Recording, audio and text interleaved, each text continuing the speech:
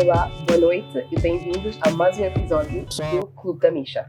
Hoje o tema é a inovação social. A inovação social representa a fusão da criatividade, da compaixão e do empreendedorismo, impulsionando mudanças transformadoras em diversos domínios, como na educação, os cuidados da saúde e a sustentabilidade ambiental, reduzindo a pobreza e muito mais. Hoje temos conosco dois convidados especialistas em design social e urbanismo. Temos conosco o convidado, o Sr. Mário Alcântara Monteiro e o Sr. Paulo César Reis. Bem-vindos. Obrigado. Para começar a conversa, como é que, Mário, defines a inovação social e por que é que ela é importante para o desenvolvimento das sociedades? Bom, obrigado pelo momento. Inovação social é uma abordagem que engloba diferentes setores que busca resolver problemas sociais ou problemas vividos pelas massas, né? É muito ligada ao design thinking e às áreas de desenvolvimento econômico, social, ambiental, e vai buscar essa participação, essa colaboração entre as comunidades, as empresas, o Estado, para se criarem soluções, projetos, iniciativas, produtos, serviços, com o objetivo de resolver problemas notórios, problemas importantes, né? Isso pode passar por um problema relacionado à habitação, à fome, à educação, ao ambiente, o que for. De maneira geral é isso. Obrigado. E no nosso contexto local, como que nós podemos ver a inovação social a contribuir para o atual ADN do nosso país? Bem, neste momento precisa haver toda uma reeducação da população. Ou seja, a partir do design e também da arquitetura, que é uma coisa que nós aplicamos muito nos nossos trabalhos, implica uma reestruturação tanto mental, com a aplicação de novos ensinos, escolas, mesmo em meios sociais, de forma a que consigamos ensinar à população como é que nós podemos melhorar a qualidade de vida com pequenos acertos diários, coisas que faltam muito, saneamento básico, reestruturação das escolas, das ruas e os acessos, etc. Tudo isto acho que acaba por fazer uma componente que pode trazer melhorias consideráveis. Muito bom. E quais são os principais desafios enfrentados pelas comunidades ou os grupos sociais que podem beneficiar da inovação social? Bom, os principais desafios dependem sempre do contexto, né? Cada contexto tem os seus desafios. No contexto global, primeiramente? No contexto global, pronto, isso é um bocado difícil. Problemas globais, existem problemas globais, né? Obviamente. O ambiente é uma coisa que nos afeta a todos, mas afeta a cada contexto de maneira diferente, né? Então, eu acho que no caso da inovação social, ao contrário, se calhar, da inovação global, é sempre muito específico e muito contextualizado. Então, é sempre baseado no problema local e não tanto no problema global.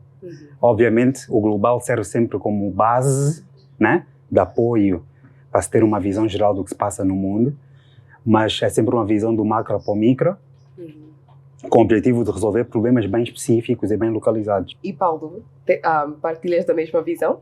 Sim. Senão não estaríamos a trabalhar juntos, não é?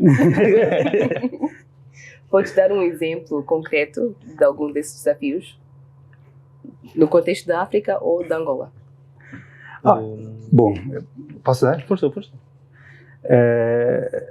No contexto da África, a África tem muitos problemas semelhantes em diferentes partes, né? No contexto da Angola, a educação, sem dúvida, é um problema. O acesso à educação, em particular, é um problema grave. Informação. Educação a todos os níveis. Educação a nível ambiental, a nível social, cívico, moral, né? Religioso até, depende. Cultural também é um problema grave. Há o problema também da própria sustentabilidade das nossas sociedades, os bairros, como é que a sociedade está estruturada em termos de infraestruturas, como é que as nossas cidades funcionam, como é que os serviços e os produtos dentro dessa sociedade funcionam e navegam. Mas eu, se fosse a reduzir isso a um problema de maneira simples, eu diria que acesso é o principal problema, né? Porque existe um grupo grande de pessoas que ainda não têm acesso a coisas que nós consideramos básicas. É importante que se criem soluções para que essas pessoas consigam mais acesso, para que melhorem as suas vidas, né? A inovação social também é muito isso, pouca intervenção de especialistas, ou tanto intervenção de especialistas quanto a intervenção do próprio povo, ou da própria população, das próprias comunidades, para resolverem os seus próprios problemas. E, então, nós temos que continuar a dar essas ferramentas para que esses problemas que eu acabei de mencionar sejam resolvidos. Ok. Paulo, quais serão as ferramentas que nós podemos usar para ultrapassar essas barreiras? Ferramentas de design e de urbanismo. Boa pergunta. Quando nós falamos de uma sociedade que já está bem estruturada, as ferramentas são muito mais fáceis de elaborar. Vou dar um exemplo básico. Quando nós vamos para um aeroporto, saímos de um país para o outro, toda a informação que nós temos exposta obriga-nos a ter um certo comportamento. Onde são as casas de banho, retirar a bagagem, táxis, estacionamento. Toda a informação prioritária do ecossistema do aeroporto. Este é um exemplo daquilo que nós podemos usar, por exemplo, na rua. O que não devemos fazer, não deitar lixo. Por exemplo, não temos painéis de reciclagem. Não contribuímos. Existem empresas de reciclagem, mas não existe o marketing em torno disto. Porque é uma mais-valia. Hoje em dia usamos a reciclagem fora da África para produzir coisas para o dia-a-dia. E acho que isto acaba por ser um bocado da falta de informação que nós temos, e a população tem também, neste caso, para também melhorar a condição de vida que eles têm. Há muita coisa que eles podem aprender e fazer dentro do bairro, pode contribuir para a melhoria da qualidade de vida deles. Obrigada. Como é que a Transform entra neste cenário? Transform é uma empresa de design e inovação social. E dentro disso existe uma série de soluções que nós conseguimos criar em diversos setores, né? Para a construção dessas soluções, né? De acordo com as necessidades que nós temos à frente. E eu posso dar alguns exemplos. Nós trabalhamos em projetos de mobilidade urbana ou relacionados à mobilidade urbana e sustentabilidade com a Ford, por exemplo, que é uma empresa, é uma corporação, né, global, que tem os seus interesses financeiros e os seus produtos, mas que agora, nesta fase de muita promoção sobre a sustentabilidade, quer se reposicionar. Mas também trabalhamos em projetos sociais, como ONGs ou projetos relacionados ao urbanismo, ao placemaking, que é basicamente o desenvolvimento das comunidades e das cidades. Então, nós temos uma abordagem bem abrangente e usamos as nossas capacidades dentro do design para conseguir construir essas soluções de maneira efetiva e, por norma, soluções que tenham essa parte da sustentabilidade, né, que é muito importante. Nós estamos aqui em Angola. Angola é um país que tem muitas soluções em todo lado, mas são soluções a curto prazo. Então, o nosso diferencial é o longo prazo, sempre. E esse longo prazo vem da integração com as pessoas. Esse aqui é o diferencial, é assim que nós nos integramos. Falou-se sobre colaboração e cocriação. Eu quero perceber melhor como é que isso contribui para a inovação social e o design de soluções e como é que isso torna o design mais eficaz. Um exemplo disso, nós temos complementos diferentes. O Marco tem uma vertente de design, eu tenho uma vertente de arquitetura. Então nós tentamos sempre interligar as duas componentes de forma a responder a necessidades que o projeto, ou neste caso a sociedade, tenha de momento. Em termos de arquitetura, nós acabamos sempre por condicionar muito o dia-a-dia das pessoas.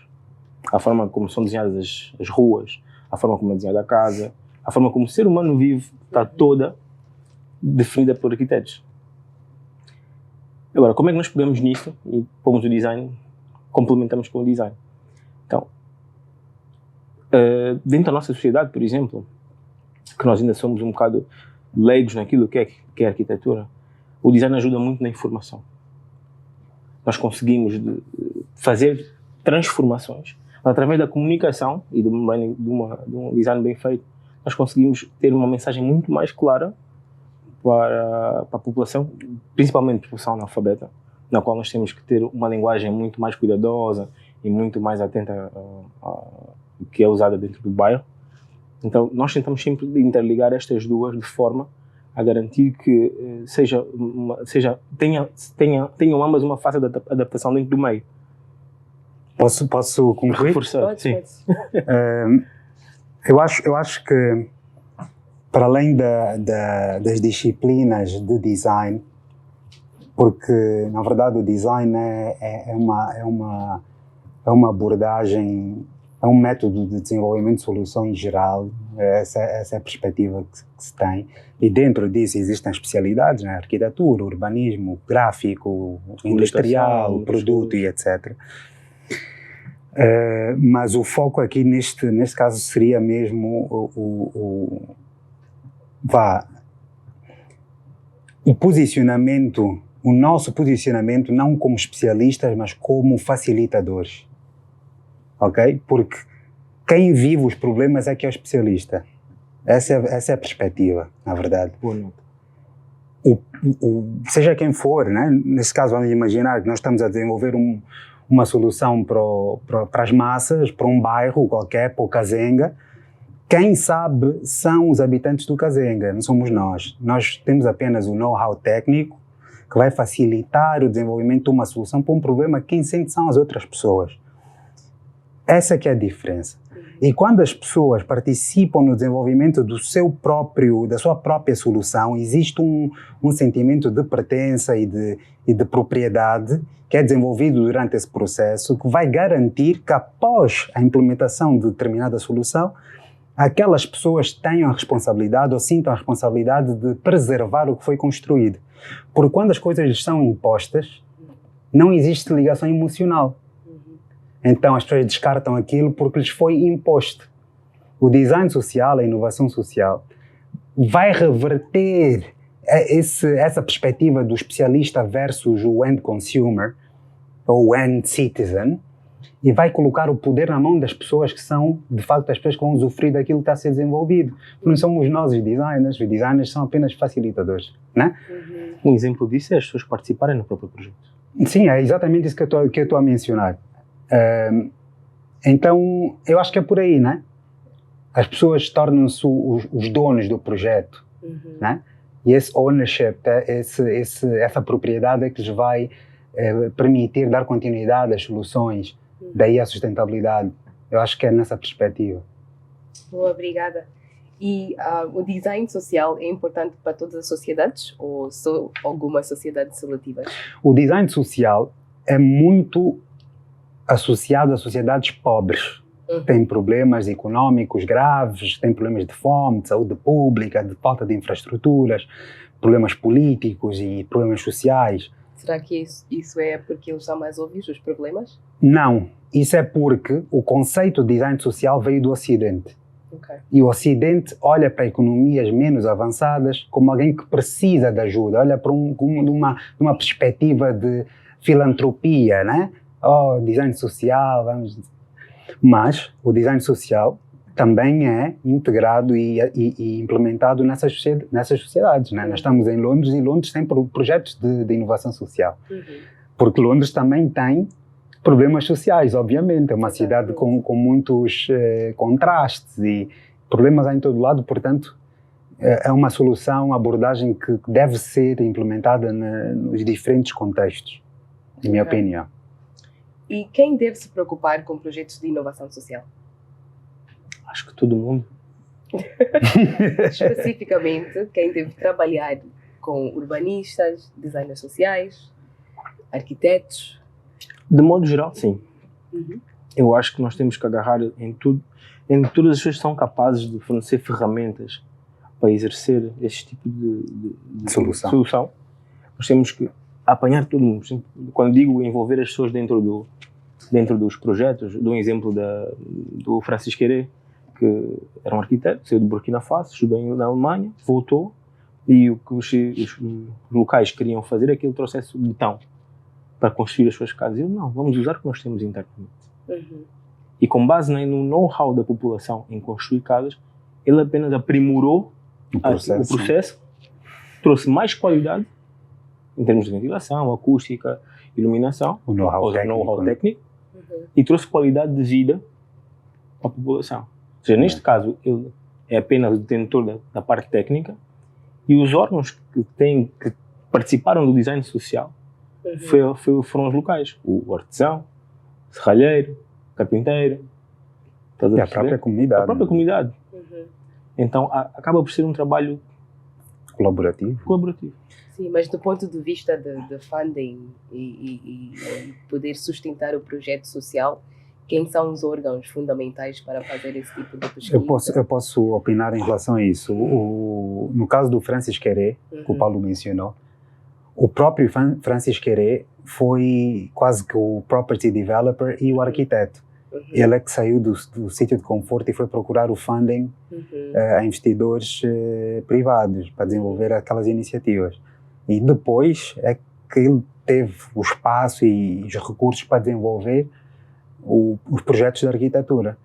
Então, se eu fosse a fazer uma listagem de stakeholders para um projeto de inovação social, eu diria que, num lado, ao Estado, apoiar com a parte burocrática do processo, em termos de legalizações e permissões para certas coisas. Ser um promotor. Também ser um apoiante, obviamente. Por outro lado, existem os investors, os investidores que vão financiar aquela atividade, que pode ser o próprio Estado ou pode ser o setor privado, que hoje em dia é cada vez mais comum ver o setor privado envolver-se em projetos de inovação social. Obviamente pode ser uma iniciativa privada também, ou filantrópica, também acontece, ou através de ONGs, depende da situação. E depois há os especialistas que vão montar aquela solução, vão desenvolver aquela solução e, obviamente, a comunidade que vai usufruir daquilo. Esses são os participantes fundamentais de um processo de inovação social. Obrigada. E onde é que começa e onde é que termina a inovação social? Eu acho que nunca termina. A inovação, por norma, deve ser sempre social. Ok? Se nós formos ver de onde é que parte o estímulo da inovação, é para resolver problemas relevantes. Ao longo do caminho é que se desenvolveram outros hábitos económicos, interesses financeiros, e a inovação passou a ser vista como uma abordagem, um esforço egoísta quase, né? Então eu digo que a inovação social começa onde existe sociedade. Se há sociedade, há inovação social, deve haver, porque há sempre problemas, a sociedade é imperfeita, há sempre um caminho a avançar em direção a alguma coisa. Então há sempre a inovação social. E onde acaba? Bom, em teoria não devia acabar. Né? Em teoria não devia acabar. Não, porque o processo muda, as gerações mudam. Então é um processo que não acaba. As cidades mudam. Eu diria que, claro, só acaba se a sociedade também acabar. Ok. O design em si, a palavra design, é normalmente associada a aspectos visuais. Né? Quais são os outros aspectos do design que são importantes quando se trata de abordar desafios sociais e impulsionar a inovação? Acho que eu vou voltar um bocado ao que eu disse anteriormente. O design é muito ligado ao produto da especialidade de design, né? Quando eu faço uma introdução, sou um designer de produto, sou um designer gráfico, sou um arquiteto, sou um urbanista. As pessoas interligam muito ao produto final, mas o que é que tu produzes? Quando na verdade o design é apenas uma abordagem, um processo, um método de construção de soluções que podem não ser tangíveis, no sentido de pode não ser um objeto, né? Pode não ser uma parede ou uma cadeira, pode ser uma estratégia, são transversais, né? Pode ser uma estratégia, pode ser um sistema, por exemplo, que nós não vemos, mas sentimos, né? Aqui neste escritório, talvez ou num sítio qualquer na rua, alguém pensou como é que as pessoas vão navegar aquele espaço, né? Mas as pessoas não veem aquilo, mas houve um pensamento por trás. Então, eu acho que foi mais ou menos essa a pergunta, não é? Sim, é só para demistificar a ideia Sim. que design é só ligado a marketing, a coisas visuais, e para dar a perceber para as outras instituições que o design pode existir dentro daquilo que é o core business deles. Sim. Hoje em dia há muito a promoção do conceito de design thinking, né? Yeah. Que eu não gosto muito, pessoalmente. Mas acho que foi uma maneira que as pessoas encontraram de incorporar o conceito de design em ambientes mais tradicionais e corporativos, talvez, né? E para pessoas que se calhar não são tradicionalmente criativas, né? Acho que é para puxar um bocado a criatividade das pessoas que trabalham no corporativo. Mas eu diria que num contexto de transformação digital, em que existem novas formas que têm sido exploradas para se fazerem certos processos, etc., haver uma componente de design dentro dos diferentes departamentos das organizações, independentemente do setor, é extremamente fundamental. Porque o designer, independentemente da especialização, tem a capacidade analítica de perceber algum challenge, algum problema, tem a capacidade estratégica de address, né, de montar uma solução que vá de encontro àquele problema, e depois tem também a capacidade técnica de refletir ou transformar aquela estratégia numa solução que pode ser construída e implementada. Exato. Né? Então, pronto, acho que é uma coisa fundamental que devia haver daqui para frente. Todas as organizações deviam ter pelo menos um Head of Design ou Head of Creative Department, não sei, para promover esse tipo de abordagem internamente. Se fosse um designer social dentro de uma instituição tradicional, pode ser governamental, o que é que tu farias como projeto? Uma pergunta difícil.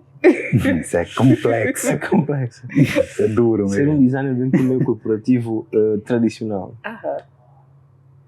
Já a palavra tradicional já remete para grandes dificuldades.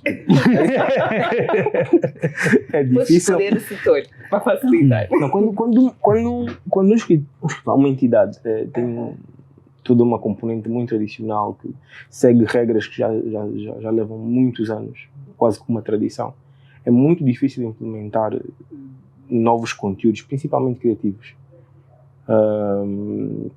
Quase que a palavra criatividade não existe neste meio. Então, é complexo. É complexo. Eu acho assim, eu dei o exemplo da Ford. A Ford é uma empresa tradicional. Extremamente.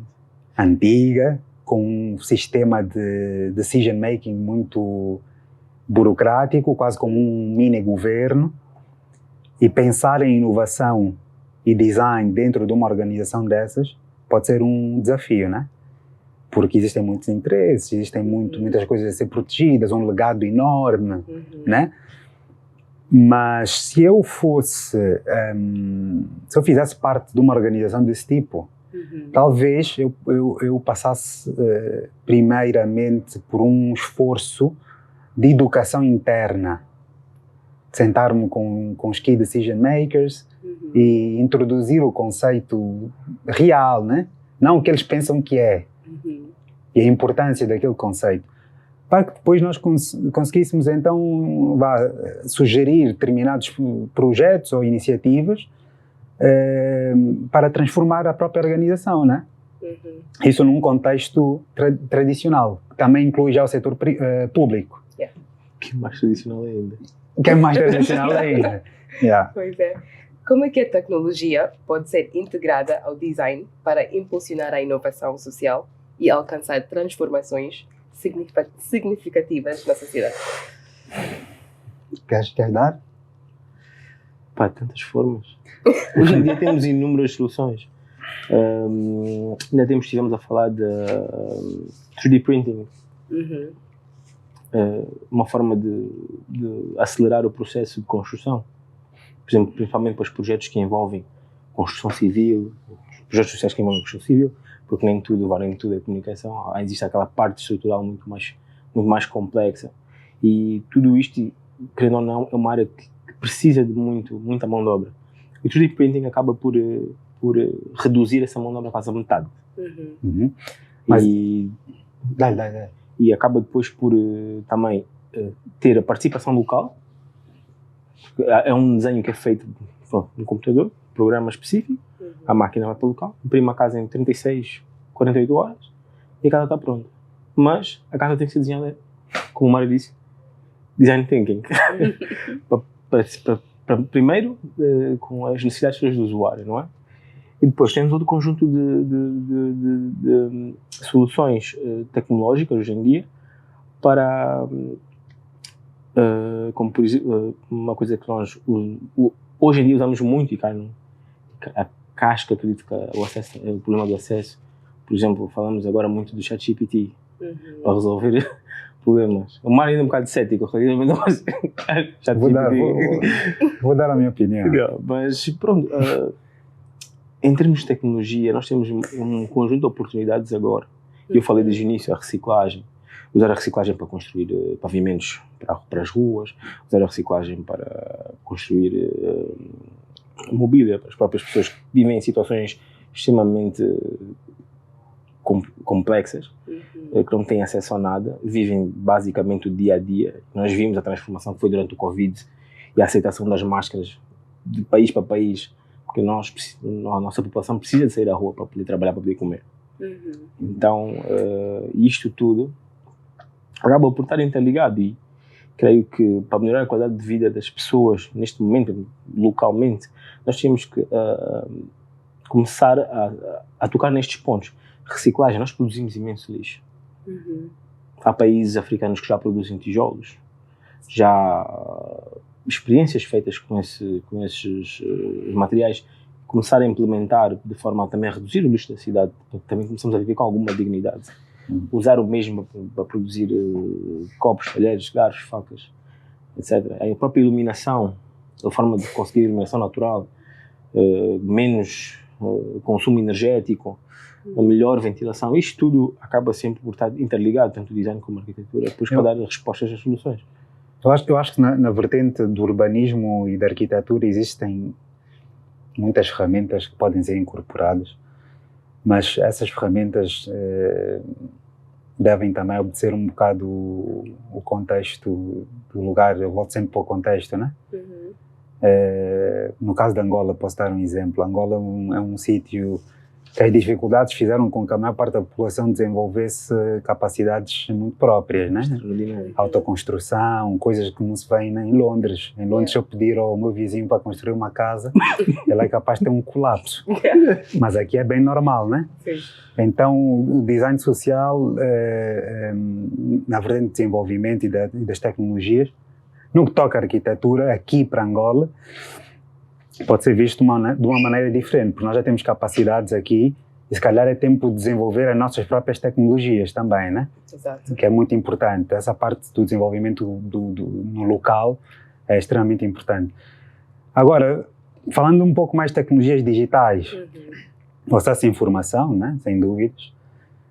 A internet deve ser usada cada vez mais como ponto de acesso à educação, eu diria. Nós vivemos numa sociedade um pouco caótica em termos de infraestruturas e organização física das coisas, mas a internet pode ajudar a suprimir ou a suplantar alguns desses problemas, porque é uma coisa que tem acesso através de dispositivos que qualquer um pode ter, sem que necessite de uma organização urbana, por exemplo, né? Posso estar num bairro e ter acesso à internet. Já tem acontecido de maneira espontânea, acho que agora é só uma questão mesmo de mais planeamento nesse sentido, para cada vez mais as pessoas consigam ter acesso à informação. E que depois se criem iniciativas dentro dessas tecnologias, né? Pode ser visto de várias maneiras. Mas o meu foco aqui é mesmo a educação e a própria promoção de determinados valores e campanhas relativas à educação cívica, ambiental, saúde pública. E já pensaste em uma ideia de como queres enfrentar ou não enfrentar, mas desenvolver projetos à volta disto, da educação? Bom, isso é complexo, né? Esse é o nosso dia a dia. Isso é complexo. São as nossas conversas diárias de uma hora. Mas eu não gosto muito de especular soluções. Mas eu não pensei em nada em particular, para ser sincero, em relação à educação na parte digital.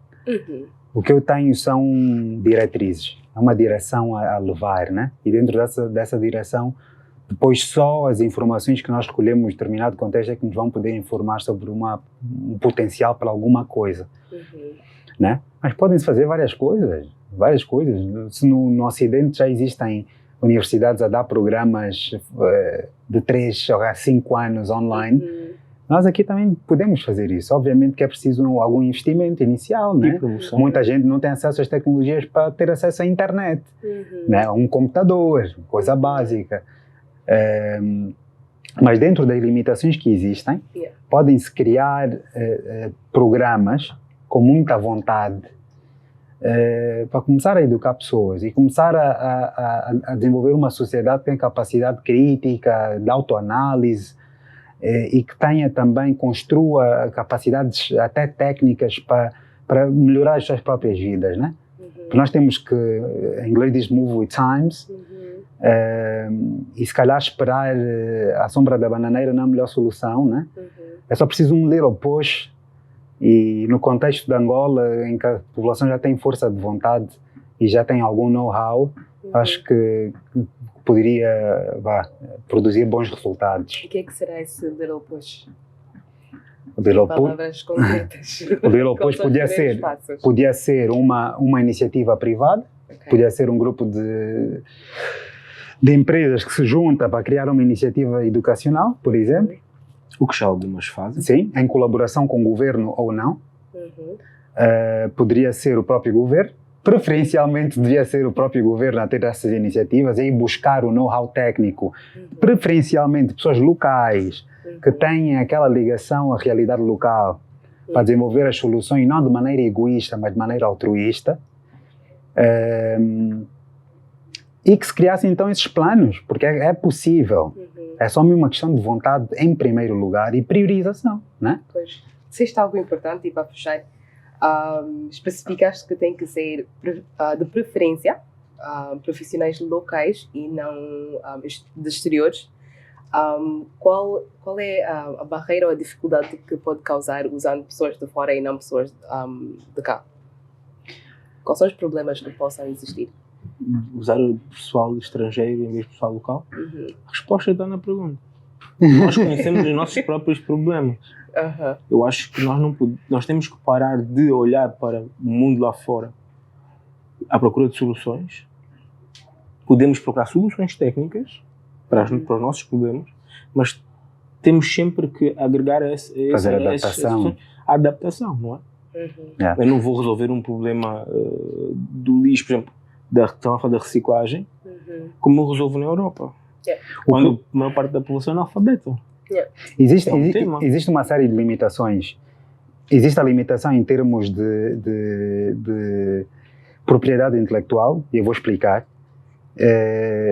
Quando nós fazemos a importação de ideias, nós estamos, ainda que essa equipa estrangeira venha para cá e tente fazer uma contextualização da solução,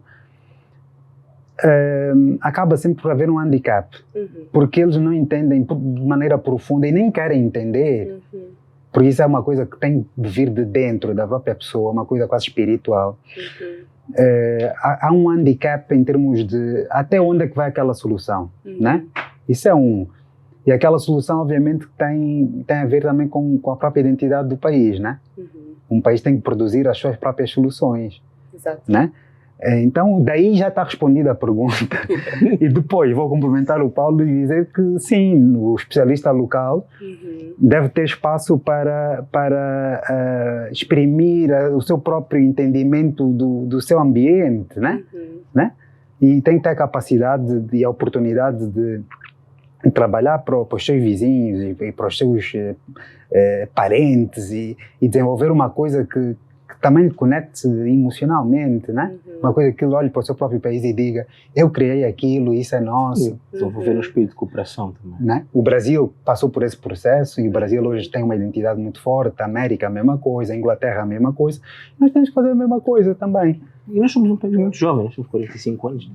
A juventude daqui não falta, aqui só falta boa vontade. Então, muito obrigada. Mário e Paulo, por essa conversa, foi muito boa. Como é que as pessoas podem fazer para conhecer mais os projetos da Transform, entrar em contato com a Transform? Bom, pode ser a título pessoal. Eu estou no LinkedIn, no Talco Design, sou bastante ativo no LinkedIn, Mário Alcântara Monteiro. Pode ser no próprio website da empresa, Transform, de maneira abreviada, trsfrm.com, para facilitar, mas é Transform mesmo.